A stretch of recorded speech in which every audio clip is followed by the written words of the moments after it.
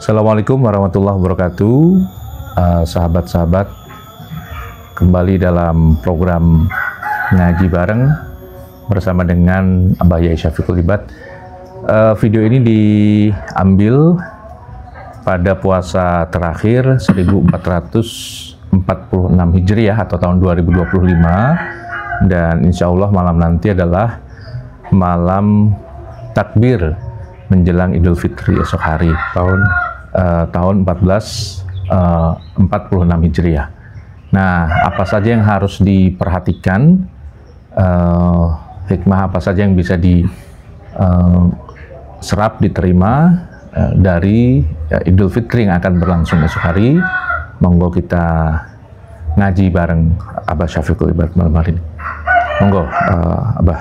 Assalamualaikum warahmatullahi wabarakatuh. Assalamualaikum. Dumateng muslimin muslimat, para pamirsa ingkang kawula mulyakaken, menjelang Idul Fitri atau akhir dari bulan Ramadan ini, dikatakan di sini, diterangkan dari Kanjeng Nabi Muhammad SAW yang diriwayatkan oleh sahabat Jabir. Beliau mengatakan, idza kana akhiru lailatin min Ramadan bakati samawati wal ardu wal malaikatu musibatan li ummati Muhammadin sallallahu alaihi wasallam. Ketika akhir Ramadan, maka menangislah malaikat bumi. Karena apa? Karena malaikat kok ikut menangis karena melihat Bani Adam atau anak cucu Adam mendapat musibah. Musibah apa yang dimaksud, yaitu ditanyakan pada Rasulullah, ya Rasulullah, ayu musibatin, ya musibah apa itu ya Rasulullah? Jawab Rasulullah, yaitu dia Ramadan, yaitu akan berlalunya Ramadan, akan perginya Ramadan di hadapan kita, ya. Maka dengan bahkan perginya Ramadan ini, malaikat ya ikut simpati pada kita manusia, menangisi tumut-tumut derek bela sungkawa datang para manusia menika atas musibah ingkang dipuntampi dening para umat Muhammad ingkang menampi musibah arupi berlalunya Ramadan atau perginya Ramadan. Kenapa niki kok musibah? Inggih keranten dengan berlalunya Ramadan menika beratas beberapa fadilah niki tidak akan kita jumpai di luar Ramadan. Seperti ketika kita beramal, pahalanya dibalas sampai 70. Belum lagi menawi kita jaya niku tilem namu saimi Ramadan, turun wong poso aja kuwi dihitung turune wong poso kuwi dihitung ibadah. Terus menenge wong sing poso kuwi dibilang tasbih, kawilang tasbih, padha karo maca tasbih. Banyak sekali fadilah-fadilah lain di bulan Ramadan ini. Maka malaikat menganggap dengan berlalu Ramadan ini umat Muhammad mendapat musibah, ya. Fa inna da'wati fi mustajabun, karena doa-doa di bulan Ramadan sangat dijabah. Wasodaqatu makbulatun, dan sedekah dilipat gandakan, ya. Wal hasanatu mudha'afatun, dan kebaikan dilipat gandakan sampai 1000 kali. Wal adzabu matbu'un, dan siksa-siksa yang disebabkan oleh perbuatan manusia, perbuatan jelek di bulan Ramadan itu ditiadakan. Itulah kebaikan daripada bulan Ramadan, ya. Assalamualaikum warahmatullahi wabarakatuh. Salam. Nah, selanjutnya Pak, niki kan puasa terakhir. Nah, nopo tanda-tanda manusia, nopo orang niku berhasil dalam melewati bulan suci Ramadan, dan lek gagal nopo tandane, lek berhasil nopo tandane menjalani bulan Ramadan. Tandane berhasil kita menjalankan bulan Ramadan nggih menika ketika kula panjenengan sedaya di bulan Syawal menika lebih baik ibadah spiritual kita di bulan Syawal kala wau. Napa amargi? Amargi ngeten. Dengan kita menjalankan puasa yang baik, kula panjenengan dia menika berarti kagungan pelindung yang sangat sempurna. Lah, pelindung kula wau imbasnya nggih niku bisa 1 tahun sampai Ramadannya akan datang di dalam melindungi orang yang puasa dari godaan setan. Karena tujuan puasa niku nggih menika la'alakum tatakun lho. Bisa benar-benar bertakwa menika menawi saged mengalahkan setan. Dengan menjauhkan setan tidak bisa menggoda kita. Mila Amerika dipun aturaken a'dzamallahu ala ibadiah al-minnah. Betapa besarnya pemberian Allah kepada hambanya. Ya, betapa besarnya pemberian Allah kepada hambanya dengan sesuatu, dan dengan sesuatu itu hambanya itu bisa menolak setan. Apa napa rupane kalau mau sesuatu kuwi inggih menika poso. Dadi poso niku bagi wong sing saged ngrasaken manis iman itu bukan sekedar lapar terus haus, dahaga, terusnya bukan. Itu merupakan pemberian yang sangat besar, atau dirasakan itu seperti makanan yang sangat lezat. Ya, karena diberi lindungan puasa. Saya niki misalnya ngaten nggih, dados poso niku dikon katakan kalian kanjeng Nabi wa inna junatun, karena dadi tameng atau menjadi napa niku benteng. Jadi seumpama sebuah kerajaan maka terbentanglah benteng kokoh yang membujur dari barat ke timur niku tebal dari batu, tebalnya mungkin bisa 3 meter, tingginya berapa puluh meter. Nah, itu setan itu berada di selatan benteng dan kerajaan atau manusia itu berada di utara benteng. Maka tidak mungkin kalau bentengnya kuat itu bisa menembus luar benteng tadi. Itulah perumpamaan puasa. Apabila bentengnya kokoh, maka bisa melindungi sampai seterusnya, bahkan sampai tahun yang akan datang. Itu fadilahnya. Jadi itu merupakan pemberian kepada kekasih Allah, benteng tadi atau puasa, karena dipun dawaken dening Kanjeng Nabi waqat qalu para ulama sama berkata man ahkama al-ju' fi Ramadan hafidhah min syaitan. Siapa bisa menguatkan ya Ramadan, maka dijaga dari setan. Terus setelah puasa Ramadan kan akan berjumpa dengan hari-hari yang lain, termasuk yang paling dekat kewajiban soal zakat fitrah. Nah, pripun Islam memberi tuntunan dalam melaksanakan zakat fitrah?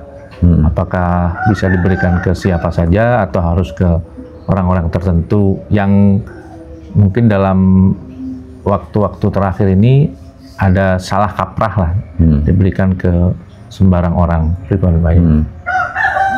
Terus zakat fitrah itu sampun menika merupakan rukun iman yang ke berapa? 4 atau ketiga itu? Keempat ya, keempat. Mantap ya.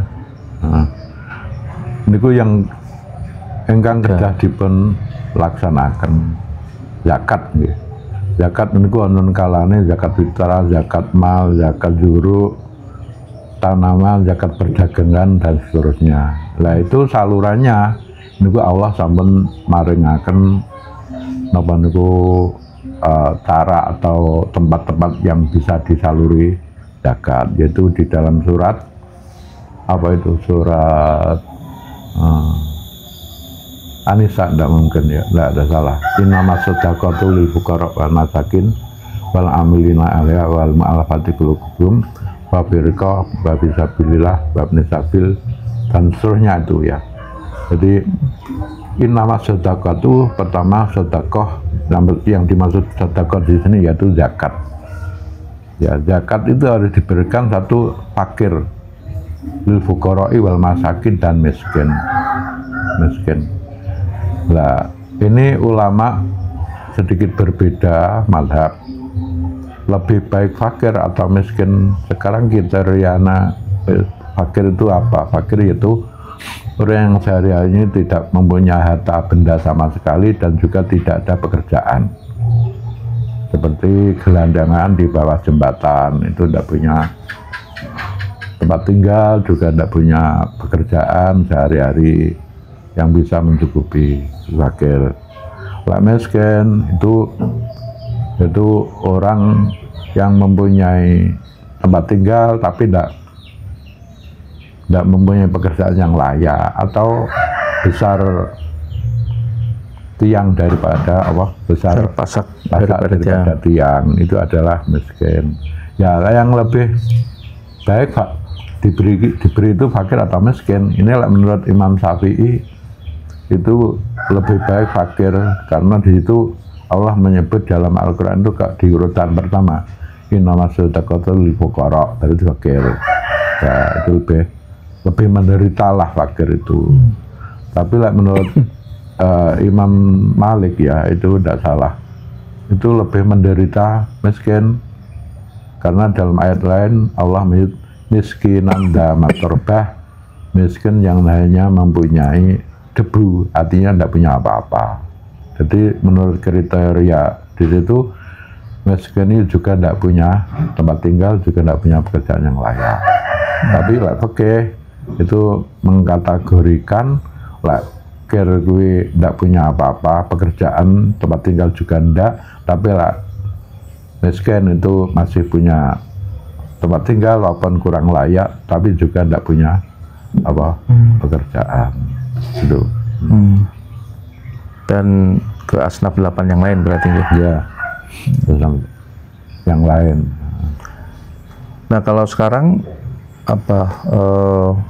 dititipkan ke amil misalnya kan, nanti mireng amil niku ternyata nggak sembarangan bukan sekedar panitia zakat kan, biasanya dititipkan ke masjid, terus panitia ini membagi-bagi bahkan untuk dirinya sendiri karena mengklaim sebagai amil niku pripun.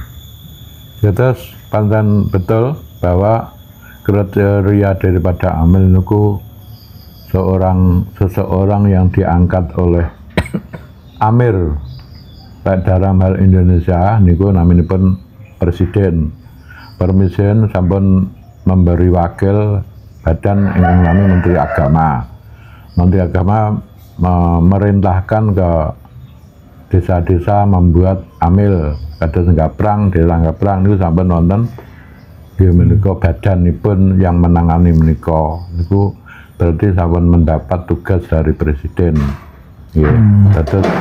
Terus kemudian dilanjutkan ke pemerintah desa memerintahkan jajaran panitia tiap masjid untuk menjadi ngamil di masjid tersebut. Kalau begitu berarti sudah memenuhi syarat. Tapi kalau tidak ada tugas, berarti ya masih belum memenuhi syarat jadi amil, yang tidak bisa menjalankan pembagian zakat dan juga tidak boleh menerima zakat. Karena amil itu walaupun dia itu agak kaya atau tidak fakir miskin, tapi bisa mendapat zakat karena sebagai tugas yang berat, amanah ya. Jadi tidak sembarangan bisa menerima, dan amil itu adalah orang yang ditunjuk oleh pemerintah mungkin dalam amir pemerintah. Nah, terus pertanyaan yang lain nih Pak, zakat niku kan ukurannya mungkin Indonesia kurang lebih beras niku kan pinten 2,5 sampai 8. 2,7 sampai 2,8 on ya, 2 kilo 8 ons. Nah, misal dipunjuli kan kadang enten sengatan. Pisanlah sak resep 5 kilo misalnya, atau enten beras yang pun plastikan jumlahnya 5 kilo lah misalnya. Dan itu pripun hukumnya, apakah enggak apa-apa ditambahi atau tetap harus pas ukurannya? Jadi ukuran pemakai sok tadi adalah ukuran terendah paling tidak. Berarti kalau lebih langkung saya pertama untuk menjaga apabila ada kekurangan. Keranten ukuranipun menika sok niku napa berupa kayu ingkang terbuat dari kayu kotakan ngoten. Niku sentine berapa niku kula supe nggih. Jadi berapa senti persegi niku sok. Lah, teng mriku ada perbedaan pendapat sedikit niku mengenai sok niku perang senti niku rada enak perbedaane sithik. Sebab ngaten. Mutu beras riyen kalau sakniki tentu berbeda. Maka karena mutune mbiyen iki kurang apik, beras sak kresek kuwi mungkin timbangannya mek titik karena mutune kurang apik, kepadatan beras ya mungkin kurang. Gitu lek sakniki pertanyaan sampean maju tak durunge menempari tekan jebul disekor ben apa niku ben padat berase ben anu ngoten nggih. Niku menyebabkan biarpun beras niku sedikit tapi mungkin menurut timbangan niku napa saben dekap mikrono timbangane sangat berat utawa napa niku nggih saben kathah daripada sing mutune gede kalau wau. Adapun datang pundi datang asnaf kalau wau termasuk lek menurut Imam Syafi'i niku jane iku ora kok satu muzaki, satu wajib zakat itu diberikan cuma ke asnaf satu, ndak. Yang bagi jane dibagi 3. Jadi fakir, ada miskin, alhamdulillah. Tapi umumnya kan kasihan. Orang satu hanya mendapat berapa on itu nanti kalau diterapkan. Oh, dibagi yang tidak dihitung. Oh. Maka ada solusinya menurut termasuk ya Ashabul Syafi'i atau santri Imam Syafi'i yang berpendapat termasuk tidak salah Imam Ruyani. Boleh satu asnaf, satu zakat itu diberikan pada satu asnaf. Tapi mboten 3 malih, tapi namung setunggal. Nah, selain soal berarti 2,8 kg atau 2 kilo 8 onan itu batas minimum ya, berarti boleh berzakat jumlahnya lebih dari batas yang ditentukan. Ya nggak boleh itu kurang paling ya. Kurang. Nah terus kan ada fenomena itu soal diganti dengan wujud yang lain kan. Zakat itu kan berarti makanan pokok nih, makanan pokok Indonesia berarti ya beras dan yang lain. Tapi kalau diwujudkan yang lain pripun, misalnya dados uang misalnya kan enten zakat membayar zakat tapi tidak dengan beras tapi dengan uang niku pripun niku?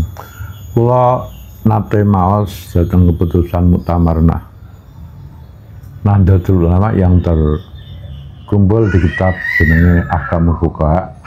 Itu kumpulan hasil muktamar Tafsir Masail mulai berdiri sampai tahun 9 berapa itu kumpul di situ namanya Ahkamul Fuqaha. Di situ terangkan bahwa zakat fitrah, khususnya fitrah itu tidak sah apabila memakai uang. Kecuali kalau zakat itu zakat mal. Zakat mal ataupun zakat perdagangan itu bisa dengan uang ya. Tapi kalau zakat fitrah harus pakai beras. Karena apa? Ya mungkin di situ disunat merayakannya itu kan menjelang pas hari raya hari Han itu ta. Itu lah iso wong Islam pada bunga kabeh. Beras yang arep nginggo tanah. Ya kalau masih berupa uang ya dadak tuku mungkin gitu ya mungkin perlunya kan ngaten menika. Terus kalau zakat fitrah niku pancen kedah. Solusinya piye? Solusinya ialah antisipasi semestinya panitia menika menyiapkan beras dijual nggih dijual pas akad niku panenten penenten barang beras tuku barang fitrah tuku diberikan nggih. Nggih. Nah, terus berarti waktu-waktu terbaik menyampaikan zakat fitrah niku kan enten yang dikumpulnya sudah lama boleh, tapi sebenarnya yang paling baik itu sebelum sholat Id nggih. Dengan apa? Dengan harapan tadi hari itu siapapun yang menerima zakat itu napa bahagia nggih, karena pun boten pusing mikir nih apa sing di masa hari ini karena kan hari kemenangan berhasil siap, anu siap ngoten nggih. Nggih. Jadi setelah sholat subuh sampai pelaksanaan sholat Idul Fitri itu sebaiknya pembagian zakat. Maka menurut syarak kenapa sholat Idul Fitri itu disunatkan agak siang? Ya karena itu menunggu para muzaki yang melaksanakan pembagian zakat itu. Berbeda dengan sholat Idul Adha, sholat Idul Adha tidak ada pelaksanaan zakat, maka disunatkan agak pagi karena tidak ada pekerjaan pembagian zakat. Berarti tadi wajibnya adalah zakat fitrah niku berupa makanan pokok nggih. Makanan pokok. Jadi nggak bisa diganti uang kalau zakat fitrah. Kalaupun mau ngasih uang berarti tambahan nggih. Berarti berasnya tetap dikasih uang ataupun dikasih barang-barang yang lain. Nah, terus setelah zakat fitrah ibadah lain yang akan dijumpai setelah Ramadan berarti sholat Idul Fitri. Nah, sholat Idul Fitri ini ku napa mawon sunai, Pak? Sholat Idul Fitri ialah pertama kita melaksanakan takbir ya, selain takbiratul ihram. Jadi usolli sunata, niatnya usolli sunata Idul Fitri rakaat ini makmuman lillahi ta'ala, Allahu Akbar ya. Setelah itu ada yang setelah itu membaca doa iftitah dulu. Sebenarnya gitu, membaca doa iftitah kabira walhamdulillah wa subhanallah terusnya. Selesai kemudian takbir lagi ya, Allahu Akbar. Jadi itu di sela-sela takbir satu dengan panggilan yang lain itu disunatkan membaca tasbih. Allahu Akbar subhanallah Allahu Akbar, Allahu Akbar subhanallah Allahu Akbar dan seterusnya. Itu sunatan. Terus yang lain yaitu disunatkan lagi waktu kita berangkat ke masjid atau ke musola atau tempat sholat itu dari rumah pertama sudah makan untuk menandakan bahwa kita sudah tidak puasa ya, bahkan tidak boleh haram puasa karena Idul Fitri ya, itu menandakan itu walaupun pernah omong paribasan sak emplokan sego sak puluhan lah ya, sak puluhan sego lewat jajan ngoten ya bareng ya Tommy itu. Terus kedua nanti pulangnya dari musola atau masjid itu lewat di jalan yang lain selain yang diliwati budale kalau wau. Soal pakaian enten sing disunah nih pakaian. Enten pakaian sing penting anyar. Oh memang anyar. Anyar nggih. Beda lah Jumat putih, anyar utawa ndak penting putih ya nek sunatan. Berarti ndak putih apa rasa mboten nggih sah mawon.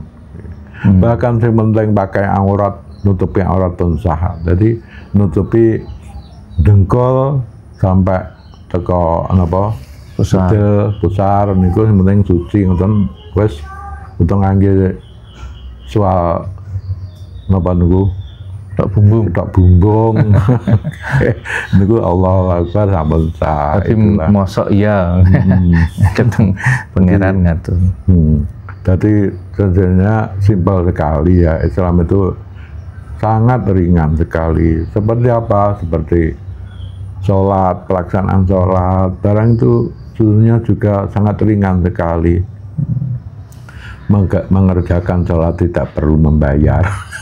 Ya, kan ada yang mengatakan itu melaksanakan puasa tidak membayar haji tidak bagi yang mampu. Berbeda dengan maksiat-maksiat yang lain itu kan membayar, ya minuman harus beli dan seterusnya. Islam itu kan ya enak. Berbeda dengan saudara-saudara kita dalam ritual, ya itu memerlukan bunga, tidak punya bunga beli setiap hari, karena itu berarti kan mahal. Beda kalau Islam tidak usah beli, sekali. Terus selain sholat Idul Fitri itu kan biasanya dilanjutkan dengan silaturahim, ya, silaturahim. Nah, nopo yang perlu diperhatikan ketika sholat silaturahim Idul Fitri sesuai dengan tradisi dan kebiasaan masyarakat yang jangan-jangan ada yang menyimpang, tidak sesuai dengan tuntunan agama. Yang dianjurkan dalam waktu kita melaksanakan Idul Fitri, itu artinya akan kembali, Fitri itu artinya suci, bahwa di dalam waktu kita kembali suci dari dosa bagaikan kertas yang putih yang tanpa coretan, itulah hakikat daripada Idul Fitri. Jadi kita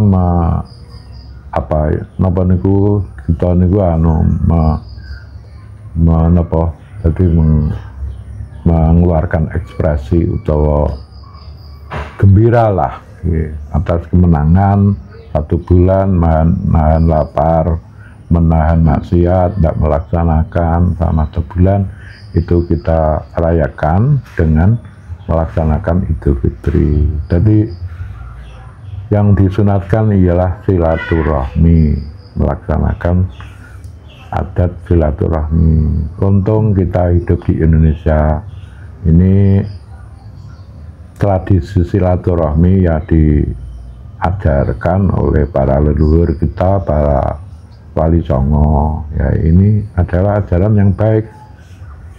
Kita lihat di negara asal, di Arab Saudi tidak ada seperti di Indonesia. Ya tahu lah Idul Fitri sunat silaturahmi, tapi di sana tidak dilaksanakan. Kita lihat toh, jadi Idul Fitri hanya makan-makan di rumah satu keluarga. Setelah itu pergi ke tempat-tempat hiburan, itu berbeda dengan kita. Berbeda dengan kita. Dengan kita itu Idul Fitri, silaturahmi itu saja kalau belum ke tetangga itu kan belum berani atau belum pantas. Nah, jadi pertama tangga tepalih niku di silaturahmi dhisik, bareng ngoten baru terus keluar desa dan seterusnya. Benten karo niki riyen tilakan kula niku jeneng silaturahmi niku mboten tembang pilih, kabeh diparani. Berarti kata sengatan niki masjid gitu, kenal dah kenal diparani. Ya tadi istilahnya niku tahu 10 omah ngoten ben warak. Jadi wetenge wis gajan. Terus kalau tunggu yuk, nanti mengkelane beduk ngoten wis entuk pirang-pirang omah Nglemah yang masjid wis kuwareken. Jadi yang baik itu silaturahim berarti teng tetangga-tetangga terdekat, terdekat, karena potensi melakukan kesalahan, berbuat dosa lebih besar dengan tetangga. Buh ngerasani, singgungan soal apapun itu datang guru juga penting. Guru yang pernah memberi ilmu kita dulu waktu kecil, ya itu masih kita sambung ke silaturahmi. Itu jenenge kadang tidak lupa pelajaran. Ya itu perlu itu peribahasa Jawa. Terus tadi apa, kalau bisa nggak tebang pilih semua di silaturahmi, nggak dipilih-pilih. Sengiki tangga ingatan. Dan kenapa toh temeriku kok jenenge Idul Fitri itu kembali Idul Fitrah, dan ada yang mengatakan lesal liman nabil sal jadid inamal liman ta'atu tajid, artinya yang namanya Idul Fitri itu bukan orang yang berpakaian berbanyar, lesal liman nabil sal jadid inamal liman ta'atu tajid, itu wong sing lebaran gue wong sing bisa menambah taatnya kepada Allah, ya mempertahankan taatnya kepada Allah seperti waktu puasa tadi tetap berlanjut. Dan di situ kula panjang jaya wonten Idul Fitri supaya jangan seperti hewan yang dilepas di dalam kurungan nabrak-nabrak, artinya ketika puasa ada dibatas makan makanan. Bahkan raposo kok 12 makan apa yang masuk, ya itu kan maka di itu agama kui memberi batasan, yaitu puasa masih sunat puasa apa itu namanya, puasa di waktu Idul Fitri itu kan masih puasa Syawal. Puasa Syawal itu dilaksanakan mulai tanggal 2 Syawal. Nah, karena mengikuti dawuhan Nabi man soma ramadana wa atba'u sitan min Syawal takaan nama soma dahra kulhu. Siapa berpuasa di bulan Ramadan dan diteruskan 6 hari setelah Ramadan, maka seperti puasa 1 tahun. Lah niku hak tenan iki piye to? Hak tenane apa ya kuwi, nah sing disamakan 1 tahun niku bukan poso Syawale 6 dina niku mboten. Kan katane man soma ramadana wa atba, ada wa atba usitan sapa poso Ramadan 30 hari dan diteruskan 6 hari. Tadi ora kok 6 hari ini tok kuwi sing didelok sing istimewa ndak, tapi puasane. Lah adapun puasane niku sing penting 1 bulan Syawal itu. Tujuannya tidak ada kata-kata harus tanggal 2, 3, 4, 5 dan seterusnya. Jadi sementing 1 bulan Syawal, karena kata Nadir wa'at ba'au sitan min, nah, ada min ya, min huruf jar min itu berfaedah. Menurut Alfiyah bait wa bayin wa tadi fil amkinah bimin wa qatatil bad ila azminah, bahwa faedah huruf jar min itu menunjukkan sebagian, berarti min Syawal berarti sebagian Syawal. Sebagian Syawal bisa awal, akhir atau tengah, dan juga tidak harus terus menerus, bisa di celeng-celeng. Yang penting jumlahnya pinten? Jumlahnya 6 hari. Kita terus tanggal loro bareng perai, besok tanggal 15 saged. Atau lek tanggal kali kan sing lancar sih oke. Godaan jajan sih. Berarti mungkin keri-keren mboten ana wong nggih. Napa? Sah nggih Mas Teh. Mulai poso bare diparani kok temberut saya luwe. Gue sing duwe sing tamu engko wedi ra iso mangan kok. Nah, jadi puasa Syawal sebenarnya boleh atau sah dilakukan, tidak harus tanggal 2, 3 Syawal, tapi bisa di akhir-akhir kalau punya pertimbangan misalnya yang lain. Masih banyak yang silaturahim, jajane ya sik padha utuh. Jadi puasanya belakangan. Atau mungkin niku ada undangan khusus apabila datang tidak ikut makan kan tidak enak dengan yang undang. Padahal kita waktu itu puasa Syawal itu lebih baik sunnah dibatalkan demi menyenangkan hati yang mengundang tadi. Nggak apa-apa. Tidak apa-apa, lebih baik. Kalau puasanya puasa sunat. Nopo hitung-hitungin pada karo puasa setahun kan 365 hari. Begini hitung-hitungannya. Man ja'a bil hasanati falahu asyru amsaliyah. Siapa yang berbuat kebaikan Allah balas 10 kali. Berarti 1 bulan 30 hari kali 10 berarti 300 hari. Terus 6 tambah 6 sitan min Syawal 6 kali 10 berarti kan 60, berarti 360 hari. Itu hitung-hitungannya. Puasa 1 bulan puasa ditambah 6 hari tengah waktu Syawal itu sama dengan 360 hari. Oke, kalau pikir Cekap Rumin edisi hari ini ngaji bareng Syafiqul Ibad. Kalau ada pertanyaan atau ada bahasan yang tadi terlewat, monggo bertanya mawon di kolom komentar. Matur suwun. Sugeng santen. Assalamualaikum warahmatullahi wabarakatuh. Waalaikumsalam warahmatullahi wabarakatuh.